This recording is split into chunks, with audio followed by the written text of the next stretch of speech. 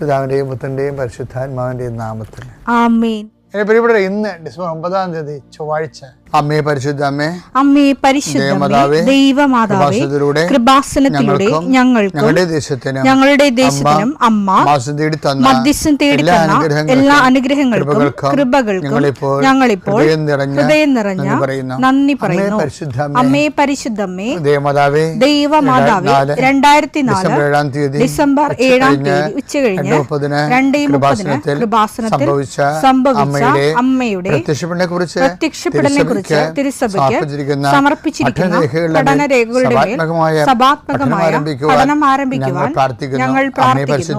അമ്മേ പരിശുദ്ധമേ, ഭൂസ്വർലോകങ്ങളുടെ രാജ്ഞിയായ അങ്ങേയ്ക്ക് ഭൗമസംരക്ഷണത്തിനായി പ്രപഞ്ചപ്രകൃതിയെ തന്നെ തിരുസഭ പ്രതിഷ്ഠിക്കുവാൻ ഈ പ്രത്യക്ഷീകരണം വഴി ഇടയാക്കണമേ. പരിശുദ്ധമേ, ജപമാല മാതാവേ, സകല കൃപാസനം പ്രാർത്ഥനയോടും ചേർത്ത് ഞങ്ങളിപ്പോൾ പ്രാർത്ഥിക്കുന്ന ഈ കുടുംബത്തിന്റെ പ്രത്യേക നിയോഗം പറ മക്കളെ.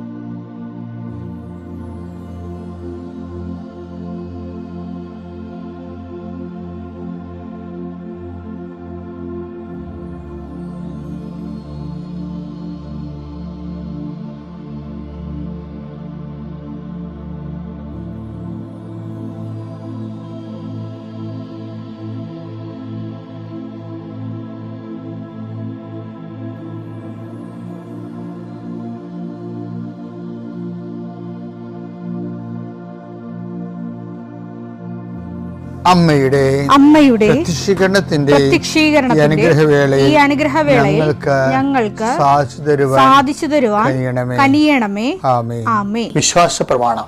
സർവശക്തനായ പിതാവും ആകാശത്തിന്റെയും ഭൂമിയുടെയും സൃഷ്ടാവുമായ ദൈവത്തിൽ ഞാൻ വിശ്വസിക്കുന്നു. അവിടുത്തെ ഏകപുത്രനും ഞങ്ങളുടെ കർത്താവുമായ ഈശോമിശിഹായിലും ഞാൻ വിശ്വസിക്കുന്നു. ഈ പുത്രൻ പരിശുദ്ധാത്മാവിനാൽ ഗർഭസ്ഥനായി കന്യകാമറിയത്തിൽ നിന്ന് പിറന്ന് പൊന്തിയോസ് പീലാത്തോസിന്റെ കാലത്ത് പീഡകൾ സഹിച്ച് കുരിശിൽ തറയ്ക്കപ്പെട്ട് മരിച്ച് അടക്കപ്പെട്ട് പാതാളങ്ങളിൽ ഇറങ്ങി മരിച്ചവരുടെ ഇടയിൽ നിന്ന് 3-ാം നാൾ ഉയർത്ത് സ്വർഗത്തിലേക്ക് എഴുന്നള്ളി സർവശക്തിയുള്ള പിതാവായ ദൈവത്തിന്റെ വലതുഭാഗത്തിരിക്കുന്നു. അവിടെ നിന്ന് ജീവിക്കുന്നവരെയും മരിച്ചവരെയും വിധിക്കുവാൻ വരുമെന്നും ഞാൻ വിശ്വസിക്കുന്നു. പരിശുദ്ധാത്മാവിലും ഞാൻ വിശ്വസിക്കുന്നു. വിശുദ്ധ കത്തോലിക്കാ സഭയിലും പുണ്യവാന്മാരുടെ ഐക്യത്തിലും പാപങ്ങളുടെ മോചനത്തിലും ശരീരത്തിന്റെ ഉയർപ്പിലും നിത്യമായ ജീവിതത്തിലും ഞാൻ വിശ്വസിക്കുന്നു. ആമേൻ. സ്വർഗ്ഗസ്ഥനായ ഞങ്ങളുടെ പിതാവേ, അങ്ങയുടെ നാമം പൂജിതമാകണമേ. അങ്ങയുടെ രാജ്യം വരണമേ. അങ്ങയുടെ തിരുമനസ് സ്വർഗത്തിലെ പോലെ ഭൂമിയിലും ആകണമേ. അന്നു വേണ്ടുന്ന ആഹാരം ഇന്ന് ഞങ്ങൾക്ക് തരണമേ. ഞങ്ങളോട് തെറ്റ് ചെയ്യുന്നവരോട് ഞങ്ങൾ ക്ഷമിക്കുന്നത് പോലെ ഞങ്ങളുടെ തെറ്റുകൾ ഞങ്ങളോടും ക്ഷമിക്കണമേ. ഞങ്ങളെ പ്രലോഭനത്തിൽ ഉൾപ്പെടുത്തരുതേ, തിന്മയിൽ ഞങ്ങൾ രക്ഷിക്കണമേ. ആമേൻ. നന്മ നിറഞ്ഞ മറിയമേ, സ്വസ്തി. കർത്താവ് അങ്ങയുടെ കൂടെ സ്ത്രീകളിൽ അങ്ങ് അനുഗ്രഹിക്കപ്പെട്ടവളാകുന്നു. അങ്ങയുടെ ഉദരത്തിൻ ഫലമായി ഈശോ അനുഗ്രഹിക്കപ്പെട്ടവനാകുന്നു. പരിശുദ്ധ മറിയമേ, തമ്പുരാന്റെ അമ്മേ, പാപികളായ ഞങ്ങൾക്ക് വേണ്ടി ഇപ്പോഴും ഞങ്ങളുടെ മരണസമയത്തും തമ്പുരാനോട് അപേക്ഷിക്കണമേ. ആമേൻ. കർത്താവേ, ഞങ്ങളുടെ മക്കൾക്ക് വേണ്ടി ഞാൻ പ്രാർത്ഥിക്കണേ. നിങ്ങൾ ഇന്ന് കടന്നു പോകുന്ന സങ്കടങ്ങളിൽ നിന്നും രോഗ അരിഷ്ടതകളിൽ നിന്നും കർത്താവ് നിങ്ങളെ സംരക്ഷിക്കാൻ അമ്മ മധ്യസ്ഥം വഹിക്കുകയാണ്. കർത്താവെ, എൻ്റെ വിശുദ്ധ പൗരോഹിത്യത്തെ നീ മഹത്വപ്പെടുത്തിയതിൻ്റെ അടയാളമാണ് 2004 അമ്മയുടെ പ്രത്യക്ഷപ്പെടൽ. അത് ഏറ്റെടുത്തപ്പോൾ ദൈവമഹത്വപ്പെട്ടതിൻ്റെ തുടർ ദൈവാനുഭവങ്ങളാണ് ഉടമ്പടിയിലൂടെ ലഭിക്കുന്ന സഹസ്രക്കണക്കിന് സാക്ഷ്യങ്ങൾ. എൻ്റെ ഈ പ്രാർത്ഥന കൂടുന്ന എല്ലാ മക്കൾക്കും അവരുടെ ജീവിത ഭൗതികവും അവരുടെ മാനസികവും ശാരീരികവും കുടുംബപരവും ആയിട്ടുള്ള എല്ലാ മേഖലകളിലും അവൻ്റെ പ്രത്യേക അനുഗ്രഹം ഈ നിമിഷം ആവശ്യിക്കാനും നിങ്ങൾ ഇപ്പോൾ വഴിമുട്ടി നിൽക്കുന്ന എല്ലാ വിഷയത്തിൻ്റെ മേലും ദൈവിക ഇടപെടലുണ്ടാകാനും ഇന്ന് നിങ്ങൾ കണ്ടുമുട്ടുന്ന വ്യക്തികൾക്ക് നിങ്ങൾ മാതാവിൻ്റെ മധ്യസ്ഥത്തിലെ അവർക്ക് സമാധാനം ആശംസിക്കുക. നിങ്ങൾ മാതാവിൻ്റെ പ്രത്യക്ഷീകരണത്തിൻ്റെയും പ്രത്യക്ഷീകരണ സന്ദേശത്തിൻ്റെയും പ്രേക്ഷിതരാകാൻ വേണ്ടി നിങ്ങൾ പരിശുദ്ധ അമ്മയുടെ മധ്യസ്ഥതയിൽ പുനഃസമർപ്പണം ചെയ്യുക. ആ പുനഃസമർപ്പണത്തിൻ്റെ ഭാഗമായിട്ട് തീർച്ചയായിട്ടും ഇങ്ങനെ ഒരു ഏതെങ്കിലും പ്രത്യേക സമ്മർദ്ദത്തിലെ ഉടമ്പടിയിൽ നിന്ന് അകന്നു പോയിട്ടുണ്ടെങ്കിൽ അത് തിരിച്ചു വരാനും, ഉടമ്പടി ആണ് ജീവിതമെന്ന് പറയുന്നവരുണ്ട്. എനിക്കിനി ജീവിതം ഉടമ്പടിയാണ് എന്ന് പറയുന്നത്, അതൊക്കെ കേൾക്കുമ്പോൾ നമ്മൾ ഓർക്കും, നമ്മൾ ചിന്തിച്ചതിനേക്കാളും അമ്മ ഉടമ്പടി തന്നപ്പോൾ ഞാൻ ആലോചിച്ചതിനേക്കാളും എന്തുമാത്രം വലിയ ആഴത്തിലാണ് മനുഷ്യർ അനുഭവിച്ചതെന്ന് ഓർക്കും. കർത്താവേ, അതുപോലെ അനുഭവത്തിൻ്റെ ഒരു പങ്ക് എല്ലാവർക്കും നൽകണമെന്ന് പ്രാർത്ഥിക്കുന്നു. ഇതുവരെ വെച്ചിരിക്കുന്ന മുഴുവൻ പ്രാർത്ഥനകൾ, ഇന്നുവരെ ചില കാര്യങ്ങൾ നീക്കുപോക്കില്ലാത്ത വിഷയങ്ങൾക്കെല്ലാം ഈ കർത്താവിൻ്റെ ആശീർവാദത്താൽ, ഈശോ മിശിഹായുടെ ഉന്നതമായ നാമത്തിൽ പ്രാർത്ഥനയുടെ ശക്തിയാൽ നിങ്ങൾക്ക് നീക്കുപോക്കുണ്ടാകണം പ്രാർത്ഥിക്കുന്നു. തടസ്സപ്പെട്ട് കിടക്കുന്ന കാര്യങ്ങൾ, ചെയ്യാൻ പറ്റാതെ ചെയ്യണമെന്ന് ആഗ്രഹിച്ചിട്ട് മാറ്റി വെച്ചിട്ട് ചെയ്യാതെ നീണ്ടു പോകുന്ന കാര്യങ്ങളുടെ മേലെ കർത്താവിൻ്റെ കരുണ, വിശുദ്ധമായ രക്തം തളിക്കപ്പെട്ട് പ്രാർത്ഥിക്കുന്നു. God infuse your spirit, infuse your spirit of power and grace. Thank you, Jesus. എൻ്റെ പ്രിയപ്പെട്ടവരെ, വചന ഒരുക്കം, അങ്ങനെ ഒരു പ്രതിഭാസം നമ്മുടെ ആധ്യാത്മിക ജീവിതത്തിലുണ്ട്, പ്രാർത്ഥനാ ജീവിതത്തിൽ. അത് സ്വാഭാവികമായിട്ടുണ്ടാകുന്ന വിഷയങ്ങളാണെങ്കിലും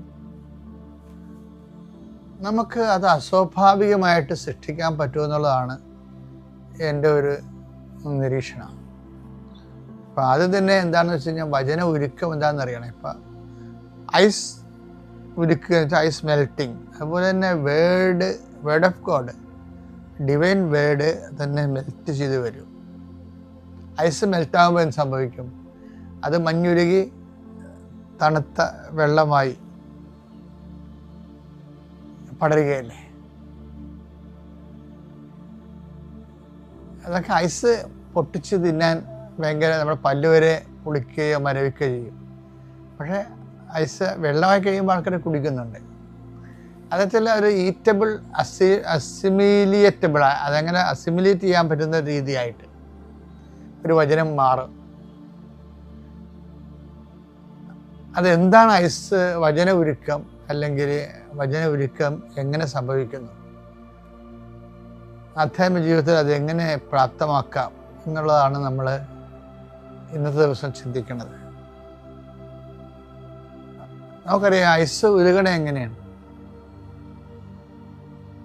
ചൂട് തട്ടുമ്പോഴാണ് ഉരുകണേ അല്ലേ? അതുപോലെ തന്നെ മുട്ട വിരിയണത് അതും ചൂട് തട്ടുമ്പോഴാണ്. അപ്പൊ ചൂട് ഒരു പ്രശ്നമാണ്. ചൂട് അതുപോലെ തന്നെ വചനത്തിന് ചൂട് തട്ടുമ്പോൾ അതിങ്ങനെ മെൽറ്റാവും. വചനത്തിന് എന്തിൻ്റെ ചൂടാണ് തട്ടണത്? ദൈവസ്നേഹത്തിൻ്റെ ചൂട് തട്ടണം. അതാ കർത്താവ് പറയണത്, എന്നെ സ്നേഹിക്കുന്നവന് ഞാൻ എന്നെ തന്നെ വെളിപ്പെടുത്തുമെന്ന്. യോഹന്നാൻ 14:23. എന്റെ കൽപ്പനകൾ സ്വീകരിക്കുകയും പാലിക്കുകയും ചെയ്യുന്നവനാണ് എന്നെ സ്നേഹിക്കുന്നത്. എന്നെ സ്നേഹിക്കുന്നവനെ എന്റെ പിതാവും സ്നേഹിക്കും. ഞാനും അവനെ സ്നേഹിക്കുകയും എന്നെ അവന് വെളിപ്പെടുത്തുകയും ചെയ്യും. ക്രിസ്തുവിൻ്റെ വെളിപാടുകൾ, ക്രിസ്തുവിൻ്റെ വ്യത്യസ്തങ്ങളായിട്ടുള്ള വെളിപാടുകൾ എന്ന് വെച്ചാൽ ക്രിസ്തു അനുഭവങ്ങൾ തന്നെയാണ്. ക്രിസ്തു അനുഭവത്തിൻ്റെ വ്യത്യസ്തമായ ആസ്വാദന മേഖലകൾ. ഇപ്പം ക്രിസ്തു അൾട്ടിമേറ്റ് രൂപം നമുക്ക് ഭൂമിയിൽ ലഭ്യമാകുന്നത് ദിവ്യകാരുണ്യത്തിലാണെങ്കിലും ദിവ്യകാരുണ്യ അനുഭവം തന്നെ ഓരോരുത്തർക്കും ഓരോ രീതിയിലല്ലേ. ദിവ്യകാരുണ്യത്തിൻ്റെ ഒരു 10% to 20% എക്സ്പീരിയൻസ് ആണ് സാധാരണ ആൾക്കാർ ഉള്ളത്. അതും സാങ്കേതികമായിട്ടാണ് പലപ്പോഴും എനിക്ക് തോന്നിയിട്ടുള്ളത്. കാര്യം ക്രിസ്തുവിനെക്കുറിച്ചുള്ള അറിവില്ലായ്മ കൊണ്ടും ക്രിസ്തുവിനെക്കുറിച്ചുള്ള സ്നേഹമില്ലായ്മ കൊണ്ടും. കാര്യം ദിവ്യകാരുണ്യം പോലും നമുക്ക് അനുഭവവേദ്യമാകണമെങ്കിൽ അപ്പത്തിൻ്റെ രൂപത്തിൽ ആയിരിക്കുന്ന കർത്താവിൻ്റെ വ്യത്യസ്തത നമുക്ക് ഒരു കമ്മ്യൂണിക്കബിൾ ആകണമെങ്കിൽ ദിവ്യകാരുണ്യം സ്വീകരിക്കുന്ന വ്യക്തിക്ക് വിശുദ്ധി ഉണ്ടായാൽ മാത്രം പോരാ. വിശുദ്ധിയും ദൈവസ്നേഹവും ഒരുമിച്ച് പോകേണ്ടതാണെങ്കിലും അതിന് രണ്ടും രണ്ടായി പോകാനുള്ള സാധ്യതകൾ നമുക്ക് തള്ളിക്കളയാൻ പറ്റത്തില്ല. കാരണം വിശുദ്ധിയുള്ള എല്ലാവർക്കും ദൈവസ്നേഹം ഉണ്ടോ എന്ന് ചോദിച്ചാൽ ദൈവസ്നേഹമുണ്ട്. പക്ഷേ ദൈവസ്നേഹത്തിൻ്റെ കൂടെ തന്നെ ഉള്ളതാണ് ഈ മനുഷ്യസ്നേഹം. ഗതികേട് കൊണ്ട് പല ആധ്യാത്മിക വരട്ടുവാദികളുടെയും ഒരു അവസ്ഥ, ദൈവസ്നേഹം കൂടി കഴിയുമ്പോൾ മനുഷ്യസ്നേഹം കുറഞ്ഞ് വരും.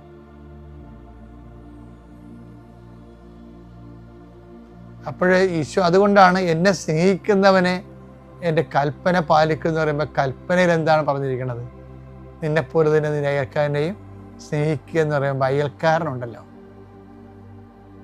ആരാണ് എൻ്റെ അയൽക്കാരനെ ചോദിക്കുന്ന ഇടത്ത് നമ്മുടെ സഹായം ആവശ്യമുള്ള എല്ലാവരും അയൽക്കാരായി തീരുന്ന ഒരു ക്രിസ്തു ദർശനമുണ്ട്.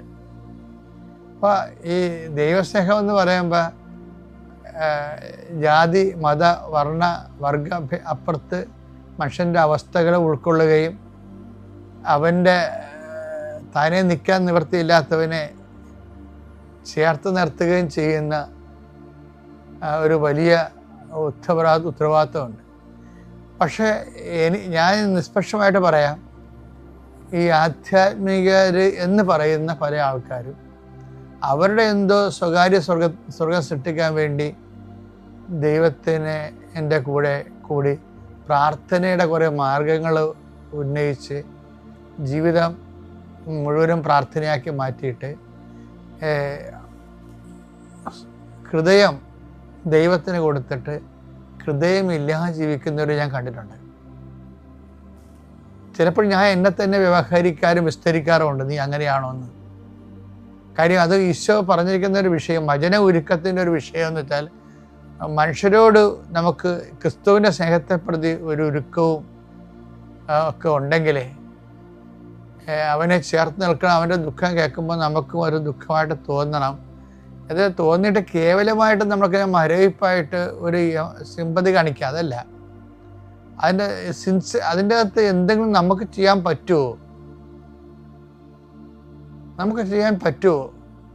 എനിക്ക് ഒരു പരിമിതി ഉള്ളത് ഞാൻ പലപ്പോഴും എനിക്കതും ചെയ്യാൻ പറ്റുന്നില്ലെങ്കിൽ ഞാൻ വെറുതെ ആൾക്കാരുടെ പ്രയാസം കേൾക്കത്തില്ല.